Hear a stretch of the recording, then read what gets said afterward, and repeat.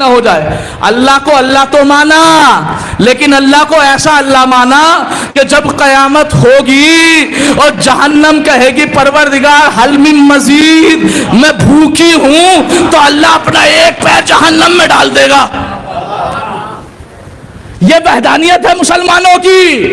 ارے جو اللہ کا پیر جہنم میں ڈلوا سکتے ہیں, جو اللہ اپنا پیر جہنم میں ڈال سکتا ہے, تو ان مسلمانوں کو نہیں ڈالے گا. کوئی متوجہ؟ یہ تو تفسیر قرآن ہے نا ان کی.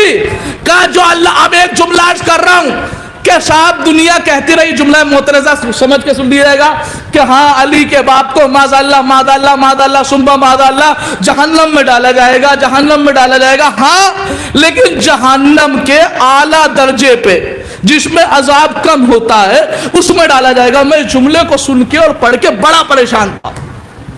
میں کہتا تھا یار یہ کیسے ممکن ہے کہ وہ علی جس نے اسلام کے خاطر پوری دنیا اپنی قربان کر دی, اور علی کے باپ کو مسلمان کہہ رہے جہنم میں ڈالا جائے گا.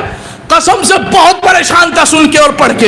لیکن جیسے ہی میں نے اس آیت کی تفسیر پڑھی نا, حل من مزید, جہنم کہے گی اور چاہیے, تو مسلمان کہتے ہیں اللہ اپنا پیر ڈال دے گا.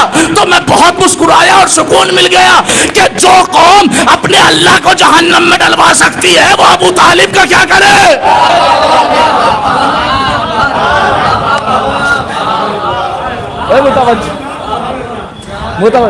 یہ ہے وحدانیت مسلمانوں کی, وہ ہے عدالت مسلمانوں کی, اور وہ ہے نبوت مسلمانوں کی.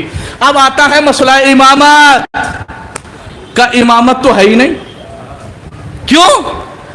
اس لیے کہ امامت کی جگہ ہم خلافت کی طرف چلے گئے. میں بڑی غور سے پڑھوں گا, بڑی محنت سے پڑھوں گا, بڑی سمجھا کے پڑھوں گا.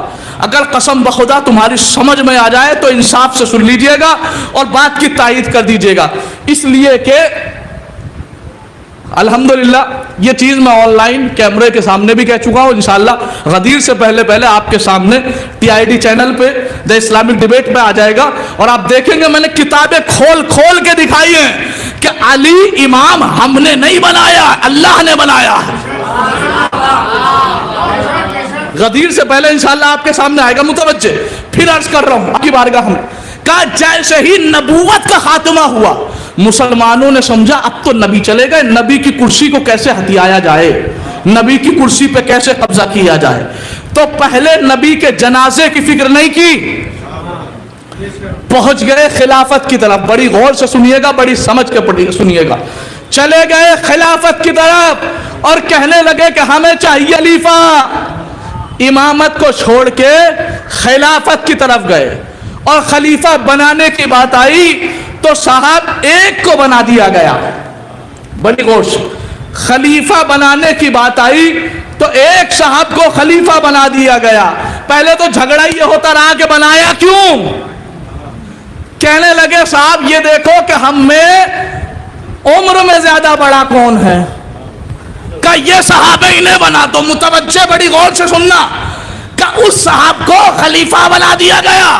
لوگوں نے کہا کیوں بنایا, تو کہنے لگا عمر کی وجہ سے بن گیا, عمر کی وجہ سے بن گیا, عمر کی وجہ سے بن گیا, عمر کی وجہ سے بن گیا. اس لیے کہ عمر میں سب سے بڑا تھا, عمر کی وجہ سے بن گیا. جیسے ہی باپ کے سامنے آیا, باپ نے پوچھا بیٹا تو بنا کیوں, تیرے اندر تھی کیا صلاحیت. کہنے لگا اس لیے کہ میں سب سے بوڑھا تھا, اس لیے نبی کے بعد مجھے خلیفہ بنا دیا گیا. باپ نے ہنس کے کہا تجھ سے بوڑھا تو ابھی میں بیٹھا ہوں, تجھ سے بوڑھا تو ابھی میں بیٹھا ہوں, مجھے